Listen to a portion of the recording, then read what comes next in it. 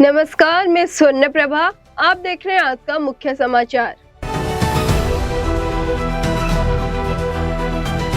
भाई दूज के अवसर पर मुरैना जिला के जेल में गुरुवार को भावुक दृश्य देखने को मिला। जेल प्रशासन ने बहनों और कैदी भाइयों को मुलाकात के लिए एक विशेष व्यवस्था की। बैरकों से कैदियों को बाहर लाकर बहनों ने तिलक लिया और मिठाई खिलाई। सुरक्षा के कड़े इंतजाम रहे। मुख्य गेट पर पुलिस तैनात रही और महिला पुलिस ने बहनों की जांच के बाद अंदर प्रवेश दिया। सुबह के दोपहर तक मुलाकात हुई। केंद्रीय गृह मंत्री अमित शाह गुरुवार को 2 दिन के ऑफिशियल दौरे पर ओडिशा पहुंचे। इस दौरान वे कटक, जटनी और भुवनेश्वर में कई प्रोग्राम में शामिल होंगे।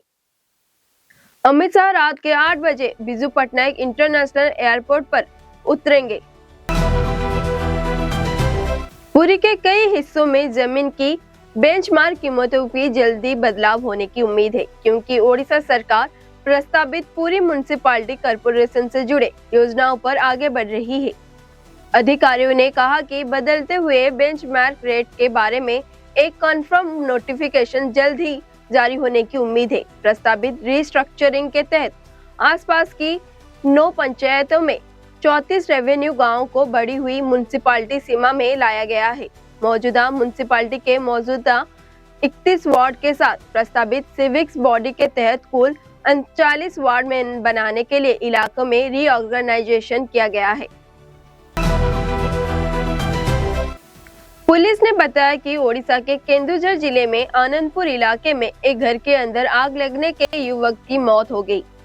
यह घटना गुरुवार को आनंदपुर के बड़ा डंडा साही में हुई, जहां आग लगने के समय पीड़ित कथित तौर पर घर पर अकेला था। मृतक की पहचान देवेंद्र मिश्रा के रूप में हुई है, जो अखबार होकर था। आग लगने का कारण अभी तक साफ नहीं है और पुलिस ने घटना की जांच शुरू कर दी है। मार्च की शुरुआत के साथ दिन के तापमान बढ़ोतरी में पूरे ओडिशा में गर्मी की स्थिति को बढ़ा दिया है। पिछले 24 घंटों में झारसुगुड़ा में सबसे ज्यादा 39.6 डिग्री सेल्सियस तापमान रिकॉर्ड किया गया। भुवनेश्वर में रीजनल मौसम वैज्ञानिक केंद्र के अनुसार हालांकि अभी भी गर्मी का बनी रहने की संभावना है, लेकिन अगले 5 दिनों में पूरे राज्य में तापमान कोई खास का बदलाव नहीं उम्मीद है। होली के त्योहार के दौरान पुरी बीच पर खतरनाक वाटर स्टंट के विजुअल सोशल मीडिया पर वायरल होने के बाद एक बड़ा विवाद खड़ा हो गया है। गुरुवार को सूत्रों ने बताया कि वीडियो में 3 मोटर वाले देसी नाव किनारे से करीब 200 मीटर दूर खतरनाक स्टंट करते दिखाई दे रहे हैं, जिससे सुरक्षा को लेकर गंभीर चिंताएं पैदा हो रही है। चीफ सेक्रेटरी अनु गर्ग ने आज लोकसभा भवन की हाई लेवल मीटिंग की अध्यक्षता की। मीटिंग में भारतीय सेना अग्निवीर भर्ती 2026 के लिए रजिस्ट्रेशन का रिव्यू किया गया और उसे बढ़ाया गया। यह मीटिंग ओडिशा की युवा के कम भागीदारी को लेकर चिंता के बीच हुई। इस सेक्शन में भर्ती ड्राइव को बड़ा पैमाने पर प्रचार करने, ऑनलाइन रजिस्ट्रेशन को आसान बनाने और जवान लड़कों और लड़कियों की सेना में शामिल होने के लिए मोटिवेट करने की स्ट्रैटेजी पर फोकस किया गया। ग्रामीण और सस्टेनेबल टूरिज्म को बढ़ावा देने के लिए एक अहम कदम के तौर पर डिप्टी चीफ मिनिस्टर प्रभाती परिडा ने गुरुवार को गो होमस्टे पोर्टल का उद्घाटन किया, जो ओडिशा के होमस्टे एस्टैब्लिशमेंट स्कीम 2025 के तहत एक डेडिकेटेड डिजिटल प्लेटफॉर्म है। यह लॉन्च किया स्टेट लेवल वर्कशॉप के दौरान हुआ, जिसे स्टेक होल्डर्स की स्कीम की गाइडलाइंस और रोल आउट के बारे में बताने के लिए डिजाइन किया गया था।